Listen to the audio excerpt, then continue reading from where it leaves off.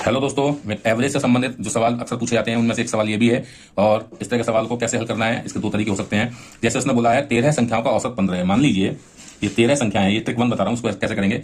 और ये 13 संख्याओं का जो एवरेज है वो कितना दे रखा है, 15 दे रखा है। और उसमें से पहली 7 संख्याओं का जो औसत है वो कितना है, 13। और दूसरी 7 संख्याओं का जो औसत है वो है 14। ठीक है, तो अब आप गौर करिए कि ये भी 7 संख्याओं का है और ये भी 7 संख्याओं का है, यानी 7 और 7 14 है, लेकिन संख्याएं हमारी 13 हैं। ठीक है, तो इसका मतलब जो बीच वाली संख्या है वो रिपीट हुई है, यानी वो इस एवरेज में भी काउंट करी गई है, वो इस एवरेज में भी काउंट करी गई है। तो हम कैसे करेंगे इसको, हम ये ऐसे करेंगे कि ये 15 एवरेज है, इसका 13 है, डिफरेंस कितना आ गया 2 का। ये 15 एवरेज है, ये 14 है, डिफरेंस कितना आ गया 1 का।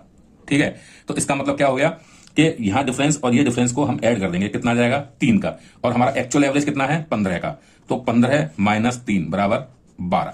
आपका सही ऑप्शन क्या आ गया, ऑप्शन सी। मैं इसको क्रॉस चेक करता हूं दूसरी ट्रिक के साथ, ये भी मैं बताता हूं। देखिए आपका एवरेज है 15, 13 संख्याओं का। ठीक है, 13 संख्याओं का एवरेज 15 है। 7 संख्याओं का, पहली 7 संख्याओं का एवरेज कितना है 13। ठीक है, तो डिफरेंस कितने का आ गया 2 का, माइनस 2। ठीक है, फिर लास्ट की 7 संख्याओं का कितना है 14, डिफरेंस कितना आ गया 15 में से 14 यानी माइनस 1 का, यानी कि टोटल।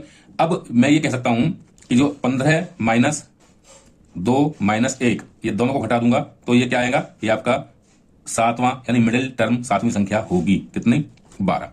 तो एक्चुअली हमारा आंसर फिर से वही आ गया 12। तो इस तरह से इन सवालों को करते हैं हम। मिलता हूं अगले वीडियो में नई ट्रिक के साथ।